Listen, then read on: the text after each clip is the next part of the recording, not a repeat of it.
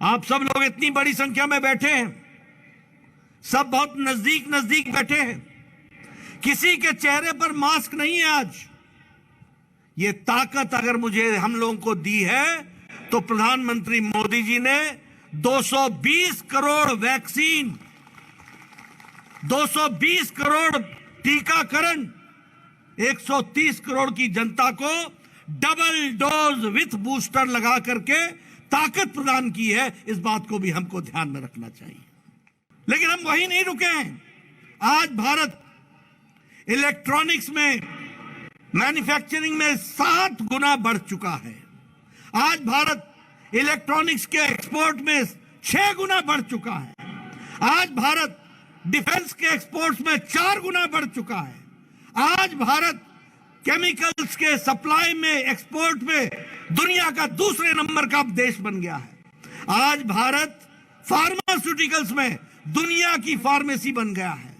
आज भारत स्टील में दूसरे नंबर पर आकर के खड़ा है।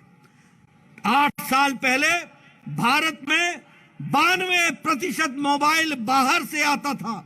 आज भारत 97% मोबाइल भारत में बना रहा है। यह भारत की बदलती तस्वीर है।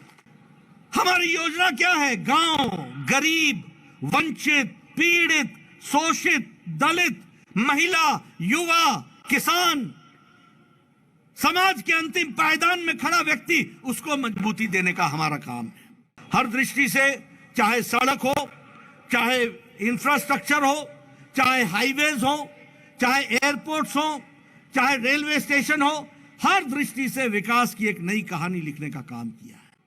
उद्धव ठाकरे जी ने भारतीय जनता पार्टी को धोखा देकर, कुर्सी की गद्दी के लालच में आकर उनके साथ जाकर के मिल गए जिनके खिलाफ बाला साहब देवरस सारी जिंदगी लड़ते रहे। वही कांग्रेसी और वही एनसीपी के साथ जाकर के मिल गए। और किस लिए मिले? कुर्सी के खातिर विचारों का बलिदान दे दिया। वैचारिक पृष्ठभूमि को भूल गए।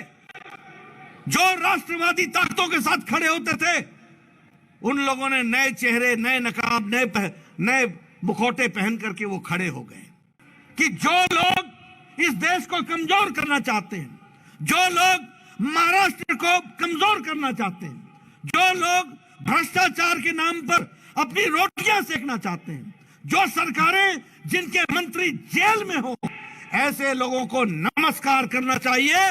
और जो लोग काम करना चाहते हैं उनका सत्कार करना चाहिए, उनका स्वागत करना चाहिए।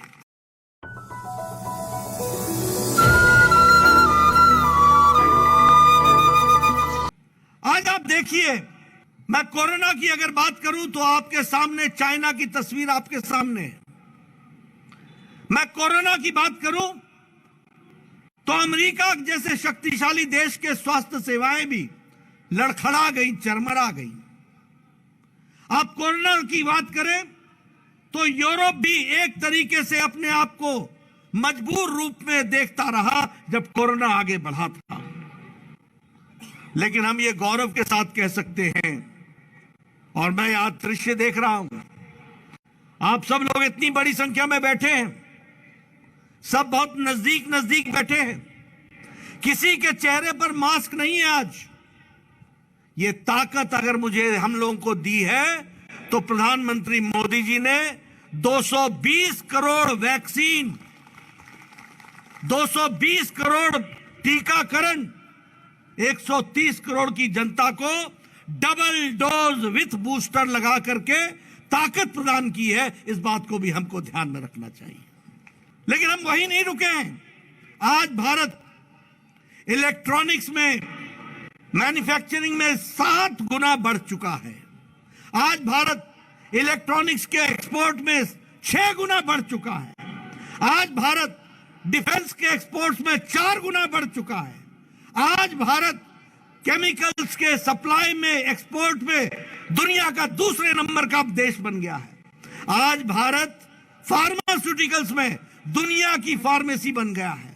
आज भारत स्टील में दूसरे नंबर पर आकर के खड़ा है।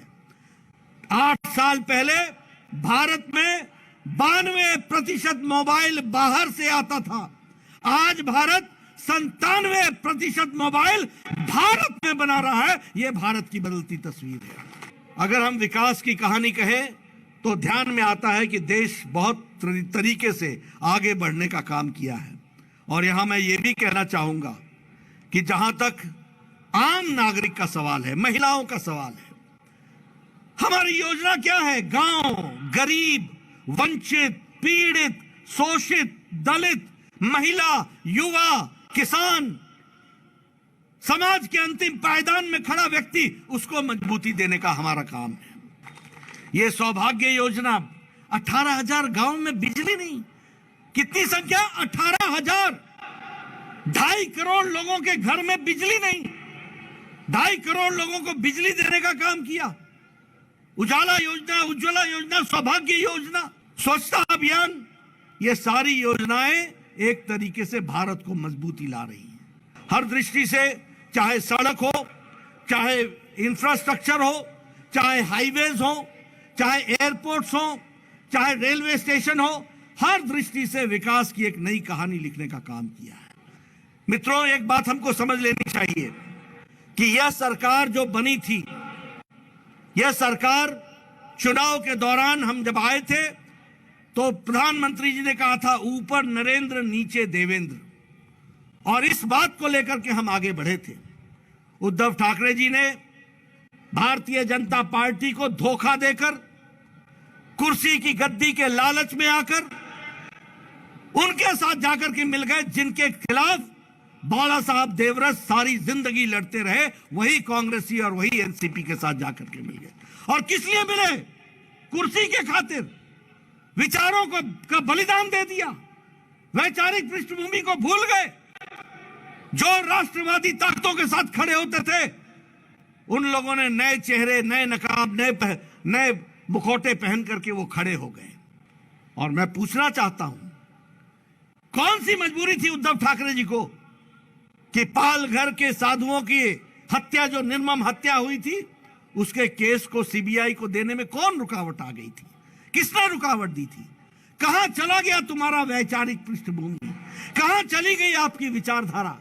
अरे सत्ता के पीछे इतने मिट गए, इतने समाप्त हो गए, इतने छोटे हो गए। कहां ले जा रहे थे महाराष्ट्र को?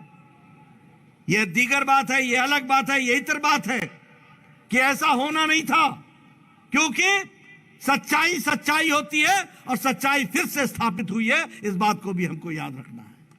मैं एक ही बात आपको कहना चाहता हूं, हम नेक नियति से मोदी जी के नेतृत्व में देश की, प्रदेश की सेवा में लगे हैं। यहां एक एक बैठा हुआ कार्यकर्ता राष्ट्रभक्त है। यहां एक एक जनता में बैठे हुए देवी और सज्जन, वो राष्ट्रभक्ति से ओतप्रोत हैं, वो देश को आगे बढ़ाना चाहते हैं। और हम लोगों को संकल्प लेना चाहिए कि जो लोग इस देश को कमजोर करना चाहते हैं, जो लोग महाराष्ट्र को कमजोर करना चाहते हैं, जो लोग भ्रष्टाचार के नाम पर अपनी रोटियां सेकना चाहते हैं, जो सरकारें जिनके मंत्री जेल में हो, ऐसे लोगों को नमस्कार करना चाहिए। और जो लोग काम करना चाहते हैं, उनका सत्कार करना चाहिए, उनका स्वागत करना चाहिए। मुझे पूरा विश्वास है कि आप इन सारी बातों को ध्यान में रखेंगे और मेरी बात को आप सुनेंगे। इतनी देर रात गए भी आपने मेरी बात को सुनने के लिए आप रुके। आपका बहुत बहुत धन्यवाद। जय भारत, जय महाराष्ट्र।